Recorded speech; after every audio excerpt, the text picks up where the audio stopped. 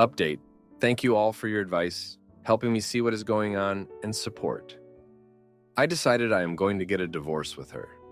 Me and my wife had a very happy love story and used to think we love each other so much. We both did a lot of great stuff for each other worth appreciating at the beginning of our relationship. However, we have had a very drama-filled month in February. The overall story is I was staying at her family's place for about 2 months, while me and her looked for a place to rent that we can afford. Unfortunately, the stay at her family's place was extremely uncomfortable and tiring. We both kept arguing due to her asking me questions about past girls in my life, almost 100 times a day. To the point I started being paranoid of saying a word, or she will start asking past questions and be angry at me if I refuse to reply to them. These questions were usually very random, like I would say I love a song and then she starts interrogating me for an hour about whether I listened to it with another girl or not. At the beginning, I would tolerate an answer, but when it goes on for a few days of the same questions being repeated, I lose my patience and start arguing with her. We also had a few fights over other stupid stuff, but this past question problem was the biggest. At the beginning, we tried to keep the fights away from her family, but eventually, they would notice or hear us arguing. Then her dad would interfere and yell at us. Usually, he yells at me in front of her. Then, according to their word, yells at her while I am not in the house. His words started making me very uncomfortable, as I am not a child and don't like being yelled at. He would say stuff like, "You're ruining the mood in my house," or "You two need to get out of here as soon as possible," or "I feel like you are using my daughter." All these statements made me very uncomfortable staying in his house anymore. And to top it all, she also used to try to kick me out of the house by yelling at me, "Get out of my house!" A few times during our fights. Eventually, after I started getting extremely pressured and depressed about how I am being judged for fights I don't control, and usually happen because their daughter, my wife, starts asking me questions about the past at the most random moments. So after about 3 weeks of constant fighting, her dad yelling at me, her trying to kick me out, feeling like I am going to go crazy from how uncomfortable I am, I got my bags and left the house in front of her and her mom. 2 days later, I sent her a message telling her that I needed to leave the house or I will go crazy, and told her the reasons which she attacked me so hard for and denied them. Then I made it clear I don't want a divorce. I just need us to find a place to live alone. She stayed angry at me, and I tried to fix it between us by inviting her to meet me somewhere. When we met, she started yelling at me loudly in front of everyone in the cafes and calling me names because she says I hurt her so much and embarrassed her a lot by leaving her parents' house, which made me very uncomfortable. At this time, I also got a job offer, which I told her about, and she congratulated me, but started telling me I was wrong for accepting it because it will require us to move away from her parents, even though she and her parents knew I was going to get accepted to this job while I was still living with them. In a span of 25 days, we met 6 times. 5 of which she kept insulting me and calling me names, asking for stuff that shows she is valuable to me, like asking me to buy her a $10,000 ring and asking for a divorce, then making me feel guilty for not meeting her every day, like she wants to prove to her she is important to me, no matter how much she insults me or not, because she has never been as hurt as she is now. She actually does look very hurt, which makes me feel very bad, but I feel like the yelling and insults are unnecessary. Eventually, I had to move from my job, which I just started in another province, and invited her to come with me 1,000,000,000 times. She said I have to apologize to her parents first, so I drove for 6 hours and rented a very expensive Airbnb in her hometown for 3 days to apologize to them, and ended up meeting them and apologizing to them as much as I can. They were very rude, but said they appreciate me coming. I asked her if we can move on now, about everyone trying to demonize me for leaving the parents' house. She yelled at me that my apologies were not good enough, and that I am always defending myself, because her dad told me to my face that I am evil, and people of my race don't respect women, and I stopped him when he said that.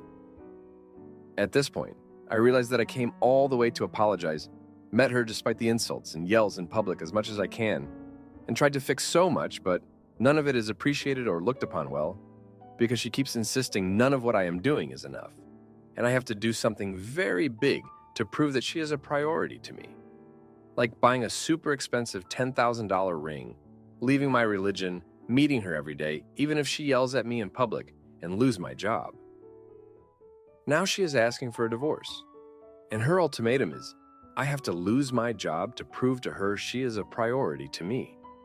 Otherwise, she wants the divorce as soon as possible, because she doesn't want to be with a man who doesn't think of her as the number one priority, apparently.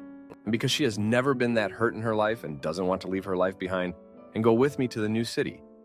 Because according to her, keeping the job means she is not the number one priority, and I don't understand or feel guilty enough for hurting her. At this point, I don't know what to do. Any advice? Now for a few comments before the update.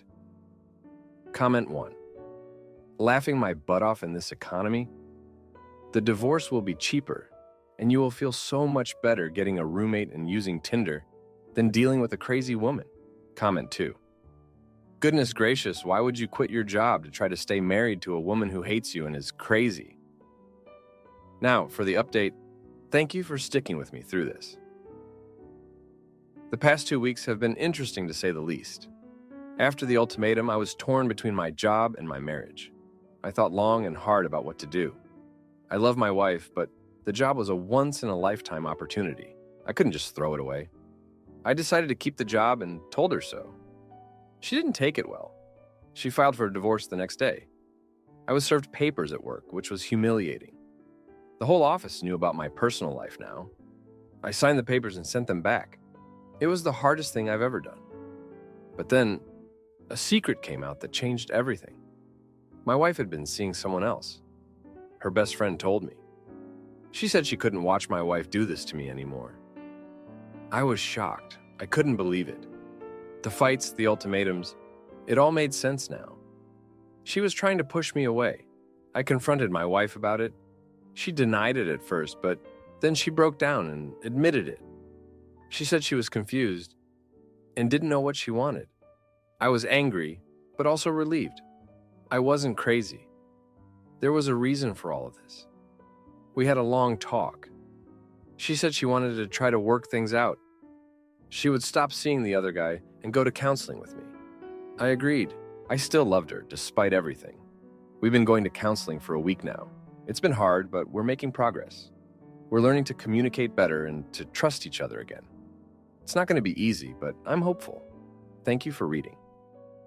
My sister-in-law tried to turn the family against me, but I exposed her secrets and watched her marriage crumble.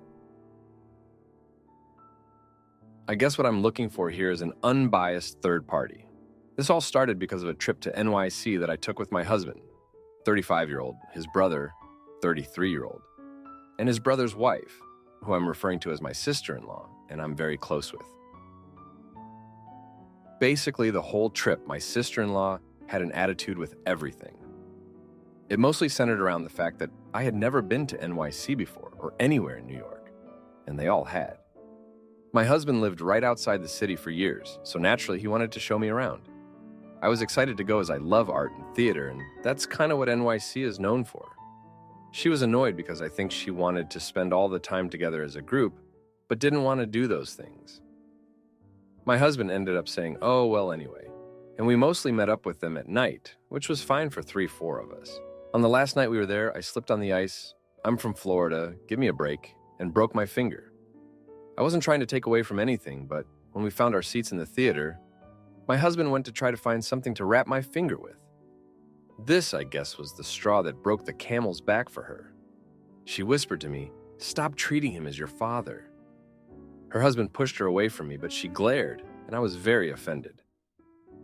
I didn't know what to say, but when our plane landed at home, I got a series of texts from her. Apparently, she's been holding this in for years. She says she thinks my husband treats me as a child. I understand my husband and I have a large age gap, but that isn't our situation at all. I think it's so inappropriate to even suggest that, but here are her reasons. 1. Had to chaperone me everywhere in New York and took the lead on directions/plans. I didn't input anything, and that's apparently bad. 2. Wrap my finger for me when I was capable of doing it myself. 3. I got drunk at a bar, sue me, and my husband found it amusing and not annoying. Apparently to her, he should have been annoyed with my attitude and told me to sober up. 4. Took random pics of me when I was doing various things, just because like drinking coffee or looking at the art. To her, she said, "This seems like what you do to your kid." 5. He spent a whole day going to museums with me, even though he doesn't like art. She said he should have more opinions and do less trying to appease me. 6. Carried my suitcase and took the lead at the airport. According to her, I didn't look at anything once. My husband handed me my ID going through TSA, and she really stressed how annoying this part was. Said that I should have been holding my own stuff. 7. Whenever we went into places, he talked to the wait staff or clerks, and she said that taking a back seat to him is making me appear like his child, not his wife. She listed several more things, but I won't bore you. I honestly don't see any problems with this, but like I said, I want an unbiased third party. So, does my husband treat me like a child? Now, for a few comments before the update. Comment 1. She is jealous as hell at the love and attention he showers you with. I hope you enjoy every moment with him and let her opinion roll right off your shoulders. I've been married for 35 years. My husband makes my tea at night, puts my toothpaste on my brush when he's doing his, and carries any little thing when he's with me. He watches over me like a treasure, and I like it so no one else's vote counts. Comment 2. Laugh out loud. Your husband acts like your husband. She's clearly jealous that she isn't getting the same treatment. He's being a gentleman, and I'm glad you enjoyed your time in New York. Don't let her bitterness get you down. I'd show those messages to your husband, though, and then try to put a little distance between you and your sister-in-law. No one wants to hear someone constantly projecting their insecurities on them. Now, for the update. Thanks for all the comments on my last post. Here's what happened next. So after the whole NYC trip and the texts from my sister-in-law, things got even more out of hand. My husband and I were trying to move past it. But then his brother, let's call him Mike, got involved. Mike called my husband, and they had a huge fight. Mike was defending his wife, saying she just cares about me and doesn't want me to be babied. My husband was furious, saying that how we run our relationship is none of their business. The next day, Mike showed up at our house unannounced. He said he wanted to apologize for the fight, but ended up making things worse. He told us that my sister-in-law had been talking to other family members about our relationship, spreading her opinions. Now, I was mad. It's one thing to have a problem with me, but involving the whole family? That's crossing a line. But here's where the real risk came in. My husband decided to confront his parents about it. He thought if he could get them on our side, it would shut down the whole thing. So we went over for dinner and he laid it all out. His parents were shocked. They had no idea this was going on. They seemed to be on our side, but they also said they needed to hear my sister-in-law's side of the story. A few days later, my husband's parents called a family meeting. Everyone was there, including my sister-in-law. She started crying, saying she just wanted the best for me and that she felt like I was being overshadowed by my husband. I couldn't believe it. She was playing the victim now? I was about to lose it, but then my husband did something unexpected. He thanked her. He thanked her for caring and said that while he didn't agree with her, he appreciated that she was looking out for me. It was a smart move. It made her look petty for continuing the argument. Things seemed to be settling down, but then my husband's phone rang. It was his boss. He had to step out to take the call. When he came back, he looked like he'd seen a ghost. His company was being audited, and there were some discrepancies with his accounts. He swore he didn't do anything wrong, but the timing couldn't be worse. With the family drama, this was the last thing we needed. The audit took over our lives. My husband was stressed all the time, and I was trying to support him. But then, I found out something that made my blood boil. My sister-in-law, she works in finance, and she knew about the audit before we did. She had a friend at my husband's company and had heard rumors. She never said a word to us. Was this her way of getting back at us? Trying to make my husband look bad? I wanted to confront her, but my husband said it would only make things worse. He was already at risk of losing his job. We couldn't afford more family drama. So we kept quiet, waiting for the audit to be over.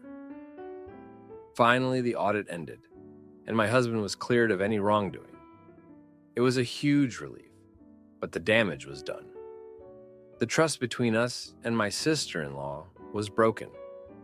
My husband and I decided to keep our distance from her for a while. But just when I thought things were calming down, another news dropped. Mike came over without my sister-in-law this time.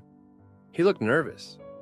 He told us that he and my sister-in-law were having problems, that they were considering separation. He said the stress of everything had taken a toll on their marriage. I felt a pang of guilt. Despite everything, I didn't want their marriage to fall apart. So, here we are, trying to pick up the pieces of our family. My husband and I are stronger than ever, but I can't shake the feeling that there's more to the story with my sister-in-law. I guess time will tell. Thanks for reading. My husband ignored my surgery and cheated with a coworker while my mom was dying. So I left him and took everything he loved, using a throwaway for this, and will be a little vague about dates and ages for privacy's sake. After waiting almost 20 years, I was sterilized as a youngish woman by our national healthcare system. While it's something I have wanted for a very long time, I will not deny that, as someone who doesn't like anything medical, I found the whole experience unpleasant. This wasn't due to bad treatment or the behavior of any medical professionals involved. I'm just a very squeamish, anxious person. But the angst I have found myself clinging to the most is the behavior of my husband coming up to the surgery. To start, he always supported me in going through with the surgery, as we are both firmly child-free. I did ask him if he was open to getting a vasectomy himself, but he always deflected it, iterating that I was the one who wanted the procedure more and that he wasn't keen on it himself. I justified in my own head that regardless of my relationship or marital status, I was always going to go through with being sterilized anyway, so whatever. As I went through the consultation appointments for the surgery, I always kept him up to date. He always seemed a little distant about it. But one thing I remember discussing was telling him that since I would have general anesthesia, I would need to be supervised for 24 hours after the surgery for safety reasons. Fast forward to the evening before the surgery, he mentions to me about being in the office during the time that I would need him home. And I said, "Wait a second, why are you going to be in the office? I need you home. We talked about this." And he looked at me like I grew a second head. I said, "Are you serious?" But dropped it because we were out and with other people. We got home and started the conversation again, and I reminded him that for safety reasons, he needs to be with me. We are able to work from home with little to no notice in our industry, while I'm still potentially affected by anesthesia.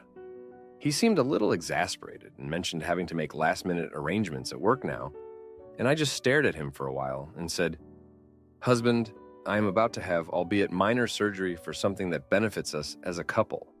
About to have my organs moved around for us. And you are acting like this. Are you being serious?" He backtracks a little, says sorry, and gives me a hug. And I'm not quite ready to let it go before he even says, "Don't be so dramatic, though. Your organs aren't getting moved around. Jesus Christ." I pulled away and asked him if he ever listened to anything I told him about the procedure. Because yes, that does freaking happen. And he tried to minimize it again, saying it's not that big a deal and to not worry about it. I just couldn't believe it and told him I didn't want to speak to him anymore, so we went to bed without talking to each other at all for the rest of the night. The next day, I had the surgery. It was traumatic, but honestly, the worst part was that I sat there both before and after thinking my husband didn't actually care about or realize what I had done, was doing for us. Since the surgery, I have confronted him about his behavior, and he seems really remorseful. But there is a part of me that feels like I've lost trust in his support for me and in his own actions of supporting us as a couple. This is an awful feeling. I just want to know if there are any other women in this community who have had similar experiences. While I am more than content with my procedure and its results, I feel that it has also unveiled a blind spot in my relationship that I didn't anticipate, and I'm struggling with a lot now. Now for a few comments before the update.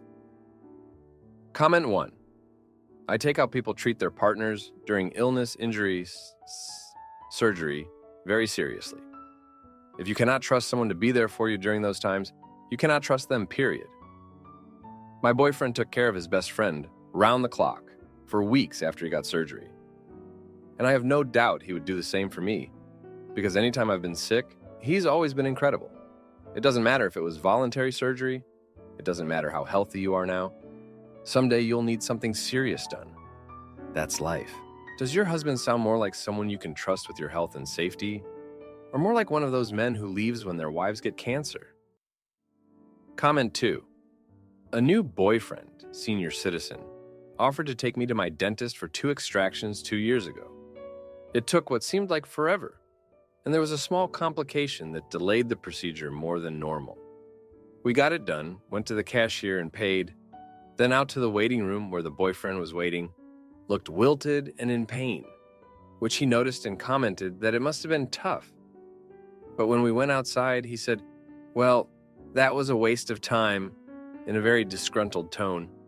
I said nothing. I knew at that moment we wouldn't last, and I ended it 6 months later. Now for the update. Thanks for sticking around after my last post. So here's what's been going on. A few weeks after the surgery, I thought things were getting back to normal. But then, my husband started working late more often. I didn't think much of it at first, but then I found out he was spending time with a coworker. He said they were just friends, but I had a gut feeling it was more than that.